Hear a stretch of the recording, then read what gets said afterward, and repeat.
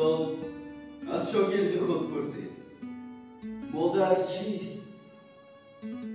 شاگرد گفت مادر این بهشت است. استاد باز پرسید معنای مادر چیست؟ شاگرد گفت معنای مادر این فرشته روی زمین است. استاد شاد گشت و باز پرسید مادرت را چقدر دوست می‌داری؟ شاگرد گفت مادرم را تا آن درجه دوست می‌دارم که نمی‌خواهم از بهشت برگردد، نمی‌خواهم که مرا به آغوش بگیرد، نمی‌خواهم که مرا بوید و گوید که پسرم من همیشه در برت هستم.